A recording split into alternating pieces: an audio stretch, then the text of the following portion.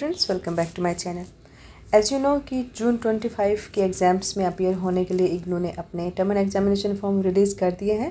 तो आज हम उसी फॉर्म के बारे में बात करेंगे और उस फॉर्म को फिल करने में आपको कौन कौन सी प्रॉब्लम्स आ रही हैं और क्या क्या जो ग्लिचेस आ रहे हैं देखने के लिए। टेक्निकल ग्लिचेस भी हो सकते हैं, वो कुछ भी हो सकता है, तो उनके क्या सॉल्यूशन हो सकते हैं और किस तरह से उन चीज़ों को आप सॉल्व कर सकते हो। तो इन्हीं टॉपिक्स पर हम लोग डिस्कस करेंगे, ठीक है। तो वीडियो को पूरा देखना और ध्यान से देखना, ओके। क्योंकि अभी एग्जामिनेशन फॉर्म भरना, अगर आप कुछ भी गड़बड़ करते हो तो आपका हो सकता है आप एग्ज़ाम ना दे पाओ, तो कुछ भी दिक्कत आ सकती है। तो वीडियो को ध्यान से देखना, ठीक है। और अगर आप इस फॉर्म को भरने में आपको कौन कौन सी जो प्रॉब्लम्स फेस करने को मिल रही हैं और उसके क्या सॉल्यूशन हो सकते हैं, वो सारी बातें इग्नू की जो हम बात करने वाले हैं। सो इस बार इग्नू का जो एग्ज़ामिनेशन फॉर्म है वो एक तो समर्थ पोर्टल से डायरेक्टली इन्होंने उसको लिंक कर दिया है, ठीक है। जिससे जो समर्थ पोर्टल पर पहले एक अकाउंट बनाया हुआ है किसी ने भी, स्टूडेंट ने, उसे लॉगिन करके ही फॉर्म भरना है। और जिसने कभी अकाउंट बनाया नहीं या अभी तक उनका जो अकाउंट नहीं है समर्थ पोर्टल पर, अब उन स्टूडेंट्स को न्यू अकाउंट बना के फिर लॉगिन करके फॉर्म को भरना है, ठीक है। तो यहाँ पर मैं कुछ और बातें क्लियर कर दूँ कि जब आप एग्जामिनेशन फॉर्म भरने जा रहे हो तो सभी स्टूडेंट्स का जो प्रोसेस है वो सेम है। मतलब एग्जामिनेशन फॉर्म भरने का प्रोसेस तो सेम ही है, चाहे आप फर्स्ट टाइम एग्ज़ाम दे रहे हो या फिर थर्ड ईयर का दे रहे हो। Got it. सो अब अगर मान लीजिए आप एग्ज़ाम में अपीयर होने वाले हो, फिर आप किसी बैक पेपर का भी एग्ज़ाम देने वाले हो। बैक भी आ जाती है ना, किसी पेपर में आप लोग रह जाते हो एग्ज़ाम में, उसको बैक बोलते हैं। तो अगर आप किसी कोई बैक पेपर के एग्ज़ाम फॉर्म में अपीयर होने वाले हो, मान लो एग्ज़ाम देने वाले हो, तो एग्ज़ाम फॉर्म भरने का तरीका जो होता है वो सभी बच्चों के लिए सेम होता है। सो ये मैं कुछ पॉइंट्स अब आपके सामने डिस्कस करूँगी, आप ध्यान से देखना और एक एक करके सारे डिटेल में बात करेंगे। तो एक एक करके हम लोग उस पर बात करेंगे, ठीक है। और जो जो सॉल्यूशन हो सकते हैं वन बाय वन उन सॉल्यूशन को मैं बताने वाली हूँ, ठीक है। तो देखो, अगर किसी भी सब्जेक्ट की जो आपकी थियोरी की फ़ीस होती है, सबसे पहले फ़ीस की बात कर लेते हैं। थ्योरी सब्जेक्ट की फ़ीस क्या है? 200 रुपीज़ है, ठीक है। वो आप अपने एग्जामिनेशन फॉर्म में देख भी लोगे। और अगर आपका किसी सब्जेक्ट में प्रैक्टिकल या प्रोजेक्ट का कंपोनेंट है तो आपको उसकी जो सब्जेक्ट फ़ीस है वो आप देख लेना, आई थिंक 300 के आसपास है, ठीक है। और जो कंपोनेंट्स हैं वो 4 क्रेडिट तक का है या फिर 4 क्रेडिट से ज़्यादा का है, तो उसकी अलग अलग फ़ीस वहाँ पर शो की हुई है, आप देख लेना। इसके साथ साथ जो एग्ज़ामिनेशन फॉर्म है वो आप बिना असाइनमेंट सबमिट किए भी भर सकते हो। इस चीज़ को ध्यान से सुनना। अगर आपने अभी तक असाइनमेंट नहीं बनाए हैं और आप सोच रहे हो कि मैं बिना असाइनमेंट सबमिट किए ही एग्ज़ाम दे दूँ, तो क्या वो पॉसिबल है या नहीं है, तो हाँ, दैट इज़ पॉसिबल। आप बिना असाइनमेंट सबमिट किए भी अपना एग्ज़ाम दे सकते हो, कोई प्रॉब्लम नहीं है इसमें। अब एक थोड़ा सा जो बहुत ही डिटेल में इस एग्ज़ाम को फॉर्म भरने के लिए कौन कौन से स्टूडेंट एलिजिबल हैं, इस बात पर हम बात कर लेते हैं।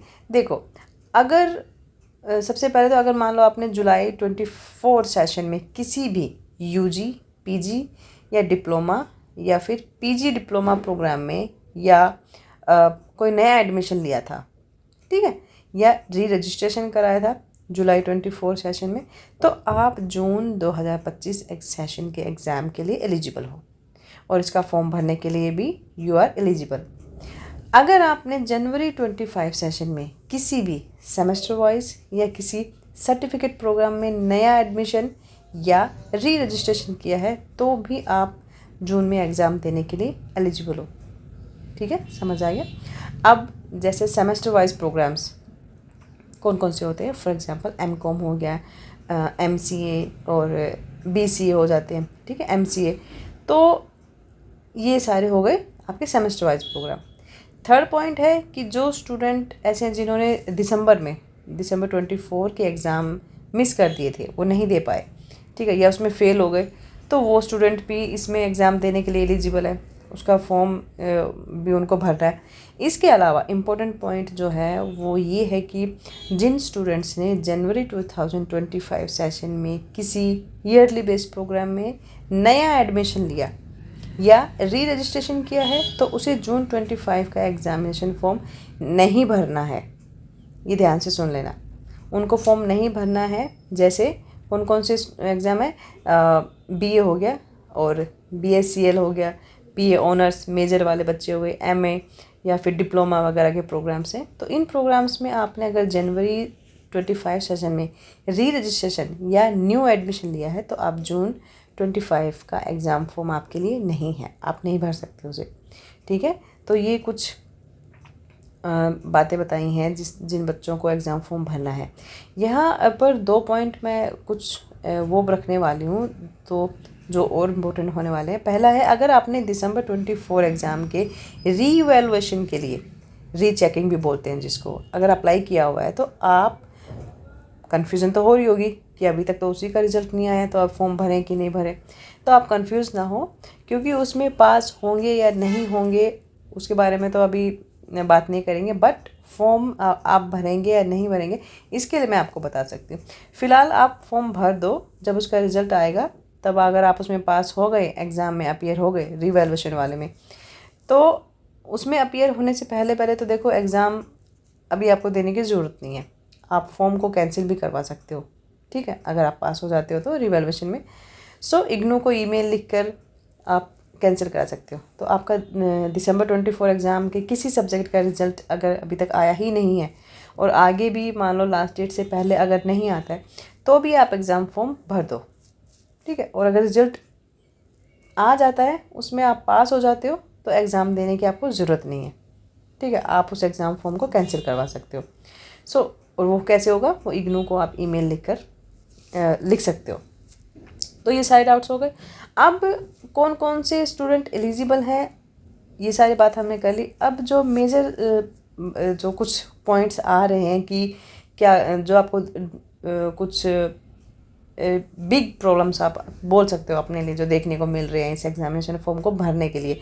तो सबसे पहले तो स्टूडेंट्स की कंप्लेन है कि एग्ज़ाम सेंटर जो है वो सिलेक्ट नहीं हो रहा है या एग्ज़ाम सेंटर में ऑप्शन ही नहीं आ रहा।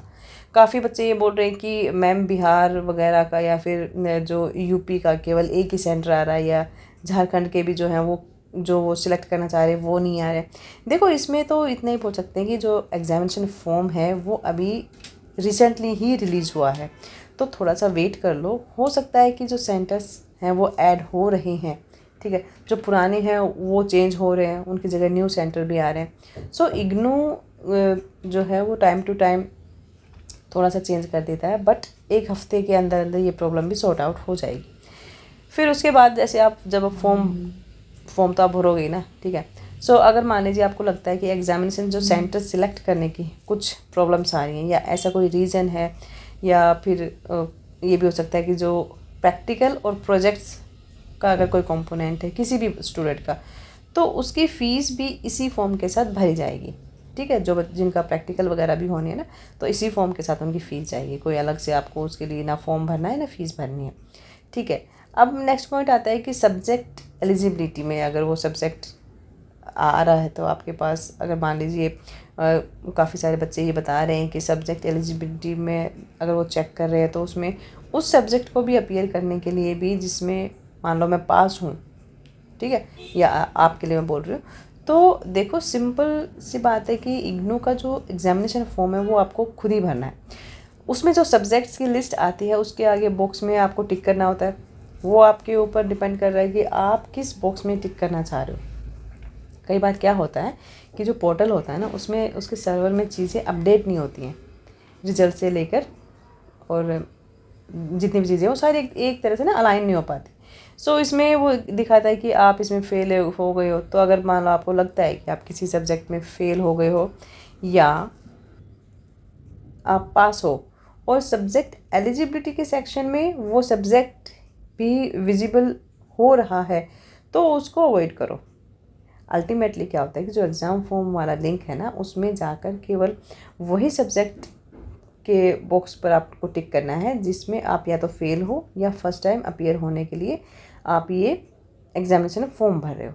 ठीक है, या फिर कुछ ये भी सॉल्यूशन हो सकता है कि चलिए हाँ हम यहाँ पर इसको कंप्लीट करते हैं इस पॉइंट को। इसके बाद कहते हैं कि आपके जो सब्जेक्ट्स हैं exam form option which you want to give, जो सब्जेक्ट का आप एग्ज़ाम देने वाले हो उसमें जब आप क्लिक करते हो तो द अवेलेबल सब्जेक्ट जिसमें एक ही डाउट क्लियर हो गया, जैसे कि मान लो सब्जेक्ट चूज किया आपने किसी के लिए जिसके लिए आप एलिजिबल हो या नहीं हो, तो जिसमें आप फेल हो और जिसके साथ साथ ये डाउट भी इसमें हम क्लियर कर चुके हैं कि आपने वो फॉर्म भरना है कि नहीं भरना है। ठीक है। सो अब मान लो किसी स्टूडेंट को 6 सब्जेक्ट्स के या 8 सब्जेक्ट के पेपर देने हैं, ठीक है, बट आप रेडी नहीं हो कि सारे पेपर दे सको, तो आप उसमें से कुछ पेपर देने के लिए अगर आप रेडी हो तो आप अपनी चॉइस के 4 सब्जेक्ट का फॉर्म भरो और उन चारों सब्जेक्ट का एग्ज़ाम दे दो। ये ज़रूरी नहीं है कि जितने भी सब्जेक्ट्स आ रहे हैं, ठीक है, उन सबको ही टिक करना है। आप जितने देना चाह रहे हो, जितने कंफर्टेबली दे सकते हो, उतने का ही आप टिक कर सकते हो। ठीक है, उनको नेक्स्ट जो बच जाते हैं उनको आप नेक्स्ट सेशन में एग्ज़ाम दे सकते हो। ठीक है। अब जो एक और प्रॉब्लम्स आ रही है वो ये कि एग्ज़ाम देने के लिए आप एलिजिबल हो, इस बात को तो लेकर आपको you are sure about it, but अब एग्ज़ाम फॉर्म भरने जा रहे हो तो उसमें एक और सब्जेक्ट आ रहा है कि मतलब एक ही सब्जेक्ट को आप सिलेक्ट कर सकते हो, इस तरह का ऑप्शन जो है वो शो हो रहा है। तो ये एक टेक्निकल ग्लिच है, इस चीज़ के लिए तो आपको थोड़ा सा वेट करना पड़ेगा, या फिर आपको मैं डिस्क्रिप्शन बॉक्स में एक ईमेल आईडी दे दूँगी, उस पर आप ईमेल कर दो और जो भी आपके साथ प्रॉब्लम्स आ रही हैं उनमें उसके बारे में लिखो और साथ ही साथ अपना एनरोलमेंट नंबर और उस पोर्टल का स्क्रीनशॉट भी लगा देना, अटैच कर देना।